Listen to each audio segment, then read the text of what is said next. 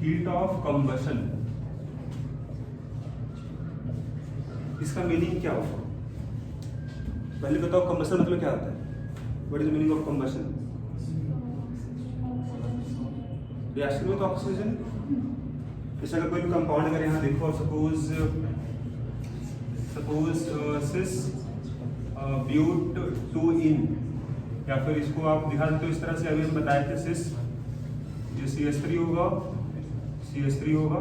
अगर इसका रिएक्शन हो ऑक्सीजन के साथ, कंबशन रिएक्शन मतलब होगा कि it will form CO2 and H2O।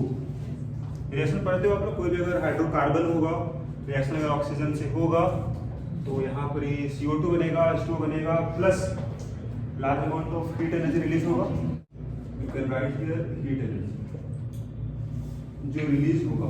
उसी तरह से अगर मान लीजिए इसका वैल्यू अगर x1 होगा, ठीक है, जो रिलीज हो रहा है, अगर हम लेते हैं ट्रांस ये हो गया आपके पास, जैसे CH3, ये CH3 हो जाएगा। अगर इसका भी कंबशन हो तो यहाँ शेप बनेगा, CO2 बनेगा और H2O बनेगा, प्लस हीट एनर्जी यहाँ रिलीज होगा। जो रिलीज होगा उसी को बोलते हैं हम लोग हीट ऑफ कंबशन। जो रिलीज हो रहा है एनर्जी उसी को बोलेंगे हीट ऑफ कंबशन। तो फिर से वही काम यहाँ करना होगा हम लोग को, किसमें ज्यादा हीट एनर्जी रिलीज होगा, सिस में कि ट्रांस में। तो एक बार आप डिफाइन कर लो हीट ऑफ कंबशन क्या होता है।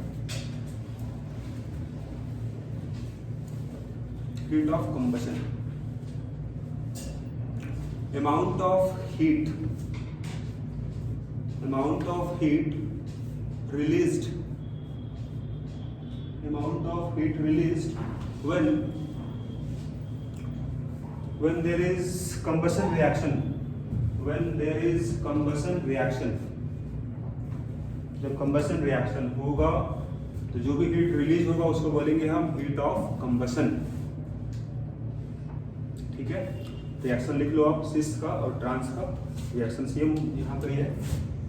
तो ये आपका ट्रांस हो गया, दिस इज ब्यूट 2 इन हो जाएगा।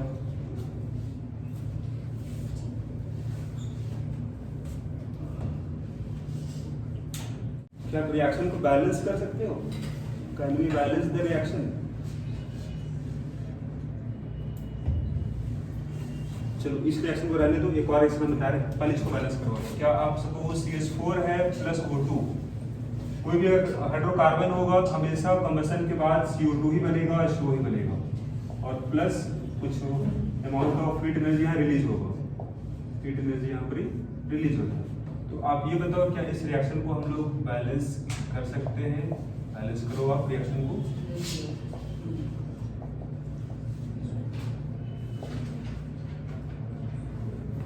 देखो हम पहला बैलेंस करते हैं, कार्बन इसमें कितना होगा? एक कार्बन इधर है, इधर भी कार्बन एक ही होगा, बैलेंस है।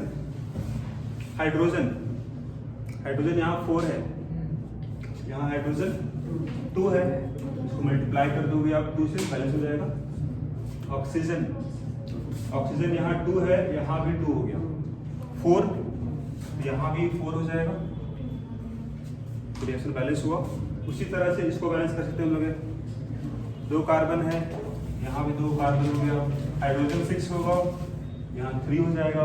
ऑक्सीजन इधर 4 + 3 7, यहाँ भी 7 होगा। तो 7 कैसे करोगे देखो आप, अगर इसको मल्टीप्लाई कर दो आप 7 से मल्टीप्लाई कर दो, कितना हो जाएगा? 14 हो गया। तो 14 को डिवाइड कर दो 2 से, 7 हो जाएगा। तो रिएक्शन बैलेंस हो गया। मतलब कार्बन अगर चेंज होगा ना तो ऑक्सीजन का रिक्वायरमेंट बढ़ जाएगा। मतलब अगर कार्बन बढ़ेगा तो मोर हीट रिलीज होगा। उसी तरह से अगर यहाँ देखो, अब यहाँ दोनों में कार्बन, यहाँ दोनों बराबर है, 4 कार्बन 4 दोनों कार्बन अगर बराबर होगा तो अब यहाँ पर हीट जो यहाँ रिलीज होगा वो डिफरेंस क्यों होगा? क्योंकि दोनों कंपाउंड का स्टेबिलिटी अलग अलग हो गया है ना, एक सिस से एक ट्रांस है, दोनों का स्टेबिलिटी अलग अलग होगा, है ना। यहाँ 2 पॉइंट है कि हीट ऑफ कंबशन बढ़ेगा अगर नंबर ऑफ कार्बन बढ़ेगा, साथ ही अगर स्टेबिलिटी, अगर सपोज कार्बन अगर सेम है, तो अगर स्टेबिलिटी अगर अलग अलग है तो भी हीट ऑफ कंबशन अलग अलग हो, ठीक है ना। तो रिएक्शन एक बार लिख लो, बाकी 2 पॉइंट उसको हम लिखवा देंगे आपको। सो ये आपका सिस था, ट्रांस था। तो अगर इसको आप कर्व से देखो, ध्यान से आप आसानी से आप रिलेट कर सकते हो। सिस वाले का एनर्जी ज़्यादा होगा क्योंकि कम स्टेबल है, ट्रांस वाले का एनर्जी कम होगा क्योंकि ज़्यादा स्टेबल है। रिएक्शन के बाद दोनों में क्या बना, CO2 H2O CO2 H2O, तो दोनों में प्रोडक्ट तो सेम बन रहा है ना, क्या बन रहा है CO2 प्लस। अब हीट चेंज देखो, यहाँ से यहाँ जब चेंज होगा तो दिस इज आवर X1 और यहाँ से यहाँ चेंज होगा X2। चेंज ज़्यादा कहाँ पर ही होगा, सिस वाले में। मतलब रिलेशन क्या होगा, हीट ऑफ कंबशन और स्टेबिलिटी में इनवर्सली का होगा। तो फिर से वही यहाँ पर लिख सकते हो आप, stability of compound proportional to 1 by heat of combustion। heat of combustion ये रिलेशन हो जाएगा स्टेबिलिटी और हीट ऑफ कंबशन। ये तभी आप रिलेशन यूज करोगे जब when number of carbon is same, number of carbon is same, तभी आप रिलेशन इनवर्सली का होगा। जैसे यहाँ नंबर दोनों बराबर था, number of carbon.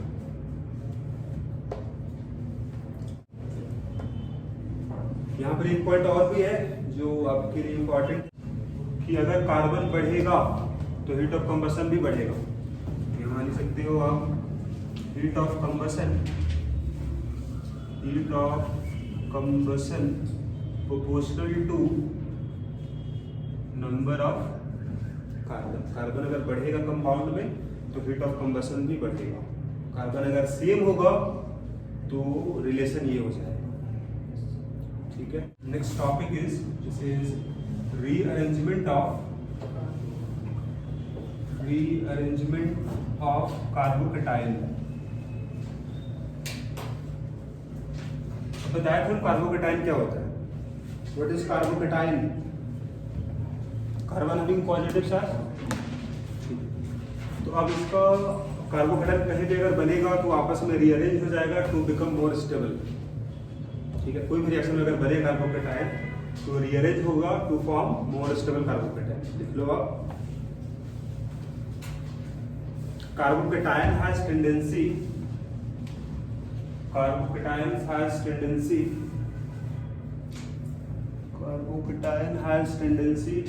to get rearranged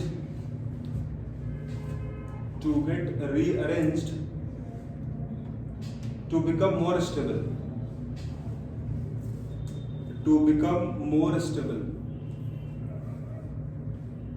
ज्यादा स्टेबल बनने के लिए क्या करेगा, आपस में रीअरेंज हो जाएगा। और आपको हम बताए थे प्रीवियस क्लास में स्टेबिलिटी ऑर्डर क्या बना था कार्बोकेटाइन का, 1 डिग्री कार्बोकेटाइन ज्यादा स्टेबल होगा, 2 डिग्री कार्बोकेटाइन और इससे ज्यादा स्टेबल होगा, ये बताए थे, ठीक है। तो अब वो रीअरेंजमेंट कैसे होगा, तो यहाँ पर हम जो लिख लेते हैं फर्स्ट वन तरीका क्या होगा रीअरेंजमेंट होने का। पहला होगा 1-2, दिस इज 1-2 हाइड्राइड शिफ्ट,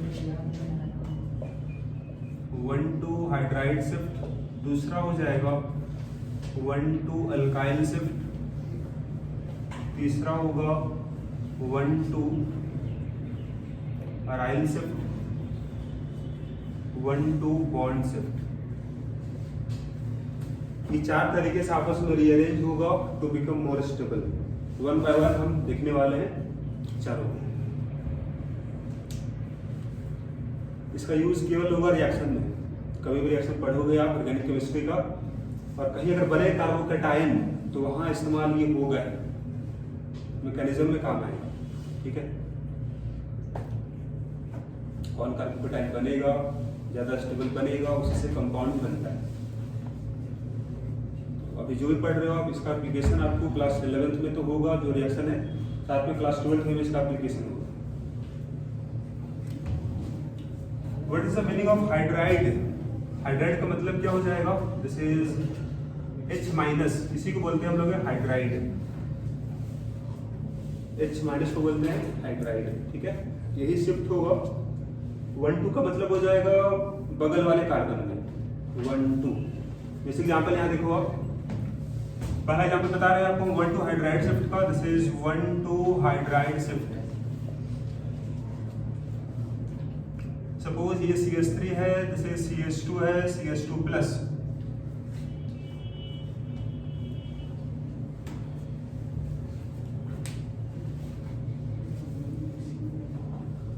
अब ये बताओ ये कार्बोकेटायन का डिग्री क्या होगा? 1 डिग्री, 2 डिग्री, 3 डिग्री। इसमें कितना होगा नंबर ऑफ अल्फा हाइड्रोजन? बताइए।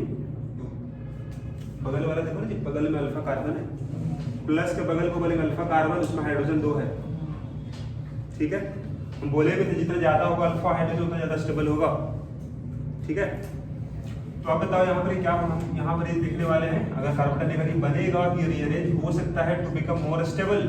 तो आप बताओ यहाँ 1 2 हाइड्राइड शिफ्ट, तो प्लस के बगल वाले कार्बन में हाइड्रोजन है, हाइड्रोजन तो यहाँ पर है, तो हाइड्रोजन अगर यहाँ पर होगा ये हाइड्रोजन शिफ्ट हो सकता है to become more stable. Shift केवल कब होगा? To become more stable. तो अगर ये हाइड्राइड मतलब H माइनस मतलब पूरा इलेक्ट्रॉन लेके जाएगा तभी तो बनेगा माइनस। इलेक्ट्रॉन जो बॉन्ड में था ना 2 इलेक्ट्रॉन, वो पूरा लेके कहाँ जाएगा? प्लस के पास चला गया बॉन्ड बनाने के लिए, कार्बन के पास। तो अभी क्या बन गया होगा? CH3 CH और ये 3। एक हाइड्रोजन यहाँ से कहाँ चला गया? 1 2 पोजीशन, बगल पोजीशन में। अब बताओ इसमें कितना होगा अल्फा हाइड्रोजन? इसमें कितना है अल्फा हाइड्रोजन? 6। प्लस के बगल में देखो इधर अल्फा कार्बन 3 और 3, इसमें 6 हाइड्रोजन हो गया, मतलब ज्यादा स्टेबल हो गया इस वाले से। So this is more stable carbocation. तो रीअरेंजमेंट होगा, अगर रीअरेंज होने के बाद अगर कम स्टेबल बन रहा है तो रीअरेंजमेंट नहीं होगा, ठीक है। तो इसका एग्जांपल आप देख ही रहे हो, लेस स्टेबल से बन रहा है मोर स्टेबल। एक एग्जांपल और है यहाँ देखा है, लिख लो आप।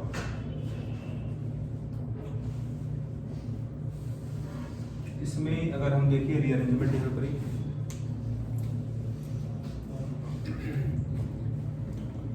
अब सिंगल एरो यहाँ यूज करना है ना, डबल एरो नहीं यूज करना। डबल एरो केवल कहाँ इस्तेमाल होता है? To represent resonating structure. ये तो रेजोनेटिंग स्ट्रक्चर नहीं हुआ ना, यहाँ पर क्या हो रहा है? चेंज हो रहा है, आपका कार्बोकेटायन ही चेंज हो गया। अब बताओ यहाँ पर, तो यहाँ पर बता दो आप, यहाँ हाइड्रोजन बगल में है, इसमें कितना नंबर ऑफ अल्फा हाइड्रोजन होगा? अल्फा हाइड्रोजन होगा 1। तो यहाँ जो हाइड्रोजन है, ये हाइड्रोजन अगर शिफ्ट हो जाए बगल में, इलेक्ट्रॉन पेयर लेके जाएगा बगल में, तो क्या बन जाएगा? ये CH3 होगा, ये भी CH3 हो जाएगा और ये भी CH3 हो जाएगा, यहाँ हो जाएगा प्लस चार्ज। इसमें कितना होगा अल्फा हाइड्रोजन? स्टेबल बन गया ना इस वाले से, तो रीअरेंजमेंट होगा, दिस इज मोर स्टेबल, ये more stable. Example of 1 2 hydride shift, come stable से बन रहा है, ज्यादा stable carbocation. 1 2 alkyl shift, alkyl shift या मिथाइल शिफ्ट बोलते हैं हम लोग, जनरली मिथाइल ही शिफ्ट होता है। तो आइए यहाँ देखिए एग्जाम्पल हम लोग, दिस इज CH3 CH2।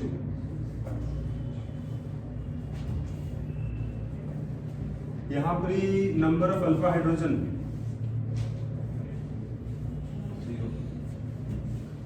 0 होगा, क्योंकि प्लस के बगल वाले कार्बन में हाइड्रोजन नहीं है। तो अगर इसमें शिफ्ट, अब क्या होगा बगल में? देखो बगल में क्या है? मिथाइल है, अल्काइल ग्रुप ही तो है। ये अपना इलेक्ट्रॉन पेयर लेके जाएगा प्लस के पास, तभी बॉन्ड बनाएगा, यहाँ बॉन्ड बनाएगा, तो क्या बनेगा? दिस इज CH3 CH2 और अब इसमें कितना हो गया अल्फा हाइड्रोजन? अल्फा हाइड्रोजन कितना हो गया?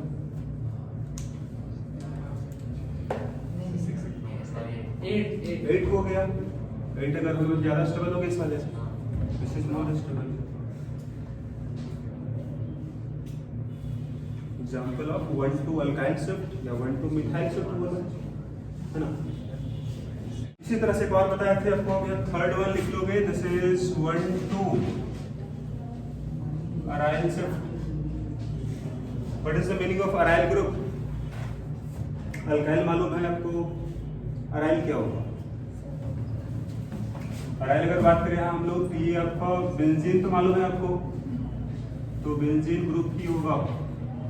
एक बॉन्ड खाली है, मतलब एक हाइड्रोजन वहां नहीं है, ग्रुप हो गया। जैसे यहाँ पर था ना, अल्केन से बन गया अल्काइल ग्रुप, उसी तरह से बेंजीन वाला है, उसमें एक हाइड्रोजन हट गया है, वो ग्रुप बन गया, वहीं पर बॉन्ड बनाएगा। इस एग्जाम्पल यहाँ देखो,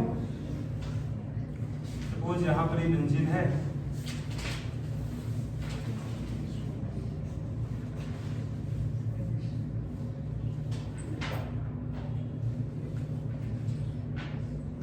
इसमें कितना होगा अल्फा हाइड्रोजन? 0 है। अब यहाँ पर शिफ्ट क्या होगा? अब यहाँ आपका बेंजीन ग्रुप शिफ्ट हो जाएगा बगल में,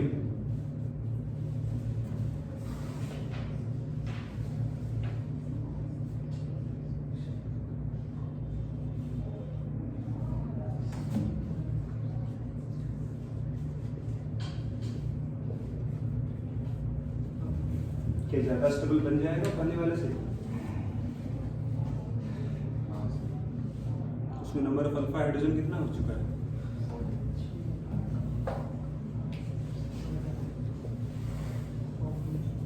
यहाँ पर तो है ना, और साथ ही यहाँ पर ही रेजोनेंस भी तो होगा।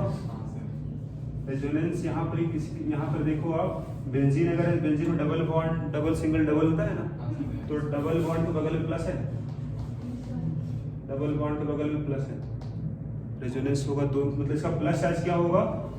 दोनों बेंजीन में डीलोकेलाइज हो जाएगा, मतलब ज्यादा स्टेबल हो गया पहले वाले कार्बन के टाइम से। लिख लीजिए आप, रेजोनेंस भी होगा। एक और इसमें एक लास्ट था 1,2 बॉन्ड शिफ्ट।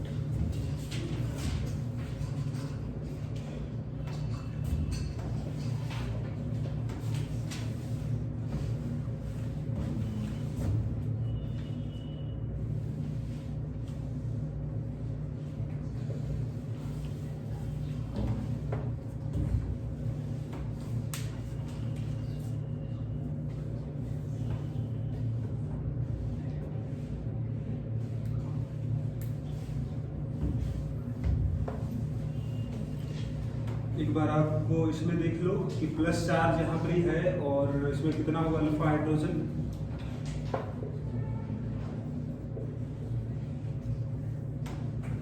प्लस के बगल में देखो कितना हाइड्रोजन है, प्लस जहाँ उसके बगल कार्बन में देखो, बगल कार्बन ये है, इसमें कितना हाइड्रोजन? इसमें एक हाइड्रोजन, एक होगा अल्फा हाइड्रोजन। अब यहाँ पर यह है 1,2 बॉन्ड शिफ्ट। अभी बताए थे अभी आपको हम कि 4 का रिंग से ज्यादा स्टेबल रिंग कौन होगा? 5 का रिंग।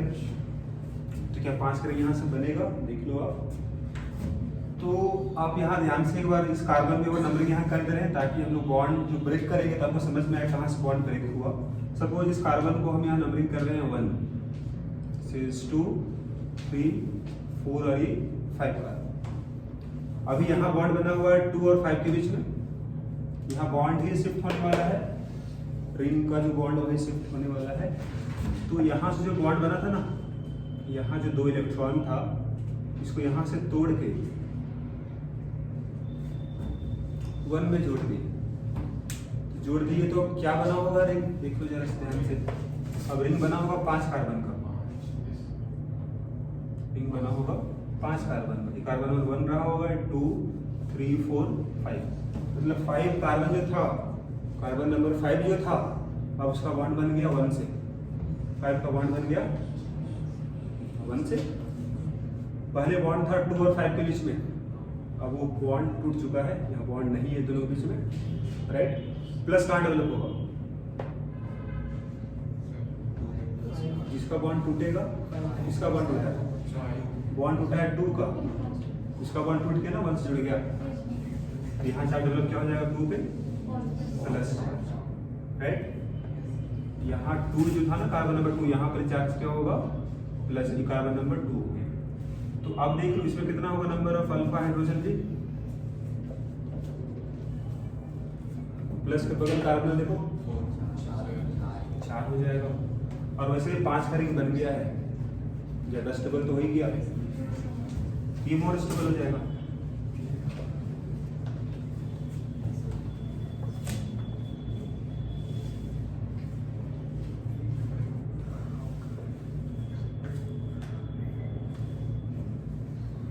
सेम एग्जांपल है, बता दो यहाँ पर अब क्या होगा।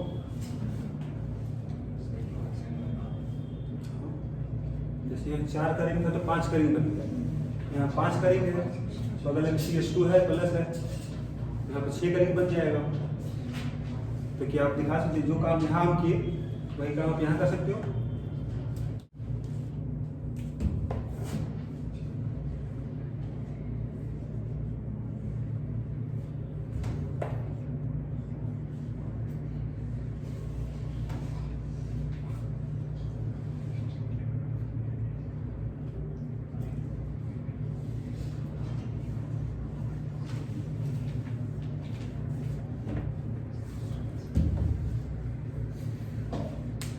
बिल्कुल से हम बात कर रहे हैं, प्लस होगा ना, उसके बगल वाले बॉन्ड को शिफ्ट करना है, यहाँ प्लस तो बगल वाले बॉन्ड को शिफ्ट करना है। 5 से 6 का रिंग बन गया है ना। तो यहाँ जो काम हुआ इसको बोलेंगे हम, दिस इज नोन एज, यहाँ जो काम हो रहा है इसको बोलेंगे हम लोग रिंग एक्सपेंशन। यहाँ पर रिंग का साइज क्या हो गया, पहले 4 का रिंग से 5 का रिंग बन गया, 5 से 6 का रिंग, इसको बोलेंगे आप रिंग एक्सपेंशन यहाँ पे हो। ठीक है, एक एग्जांपल और यहाँ पर ही है, आप जरा इसको भी देख सकते हो।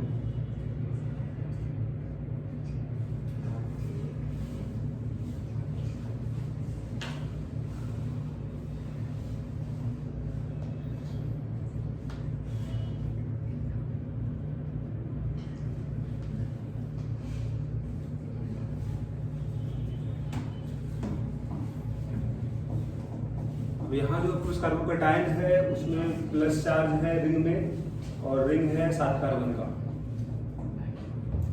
रिंग अगर 7 कार्बन का होगा तो यहाँ पर ये 6 का रिंग में कन्वर्ट हो जाएगा। सबसे ज्यादा स्टेबल रिंग कौन होता है, 6 कार्बन। तो अगर यहाँ 7 कार्बन का रिंग है तो 6 में कन्वर्ट हो जाएगा, तब भी होगा 6 का रिंग। अब देखो यहाँ स्टोर किया, इसको यहाँ जोड़ दिया, कितना होगा 1 2 3 4 5 6 का रिंग बन गया। तो आप इस 6 का रिंग यहाँ बना सकते हो इस तरह से। क्योंकि देखो आपके पास 1 2 की जो बॉन्ड था बॉन्ड टूट गया ना, इसके बीच में बॉन्ड टूट चुका है, लेकिन 1 7 में जो बॉन्ड पहले से था तो बॉन्ड अभी भी यहाँ मेंटेन ही होगा 1 7 बॉन्ड आपके पास। और अभी बॉन्ड बन गया है 2 का 7 के साथ, 2 का बन गया है बॉन्ड 7, बाकी सब तो कोई चेंज हुआ ही नहीं। तो 7 का रिंग था, अब रिंग हो गया 6 का। और यहाँ पर देख लो आप, इसमें कितना होगा नंबर अल्फा हाइड्रोजन, इसमें कितना होगा number of alpha hydrogen. Plus के बगल में देखो